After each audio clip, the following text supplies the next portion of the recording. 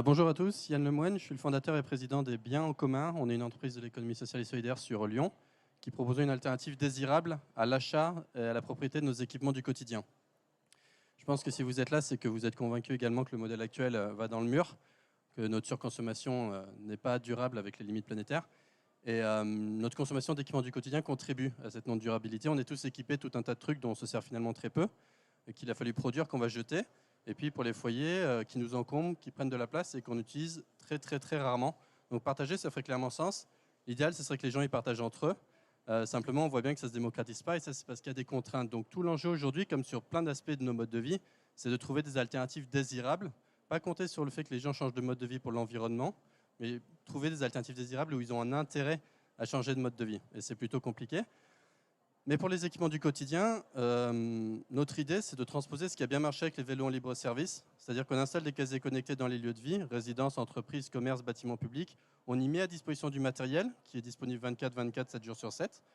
Vous avez une application qui vous permet de réserver l'aspirateur, la perceuse, l'appareil à raclette, le vidéoprojecteur, le kit Molki pour 1 heure, pour 3 jours, aujourd'hui ou demain. C'est géré de A à Z par nous. C'est nous qui nous occupons de l'installation, de l'entretien, de la réparation. Donc c'est clé en main. Et l'idée, c'est d'essayer d'impliquer le plus possible les utilisateurs pour que chaque déploiement soit un petit projet collectif.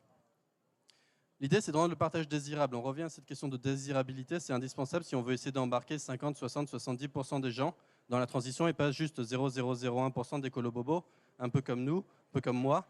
Et pourtant, j'ai acheté mon aspirateur, donc voilà. L'enjeu, c'est comment est-ce qu'on embarque tout le monde, même les gens qui n'ont pas conscience des enjeux. Et la première des choses, c'est de garantir les mêmes avantages que ceux que confère la propriété. Quand on est propriétaire, on sait qu'on va trouver l'équipement qu'on cherche.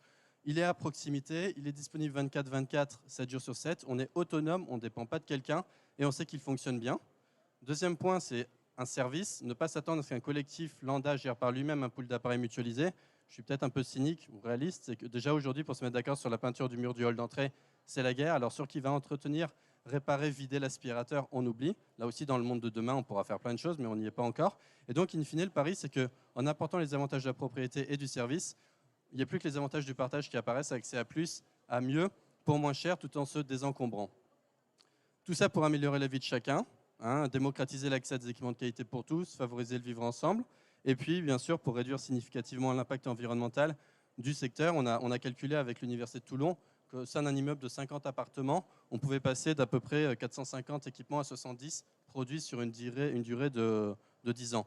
Imaginez ça à l'échelle ensuite d'un territoire, ça peut être vraiment un impact environnemental, social et sociétal très important. Nous, aujourd'hui, la proposition, c'est qu'on déploie le service et on garantit le service sur 5 ans. On s'occupe de tout, comme je vous l'ai dit. Pour le gestionnaire, c'est un service utile pour ses résidents, ses collaborateurs, ses administrés, pour s'impliquer dans la transition écologique, sociale de son territoire.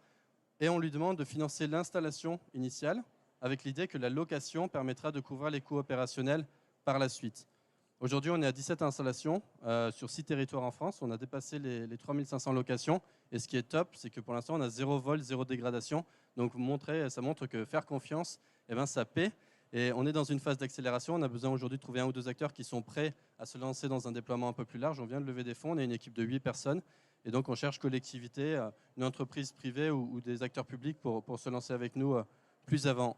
Je vous remercie. Je suis à votre disposition dans un des petits stands là-bas si vous voulez en savoir plus.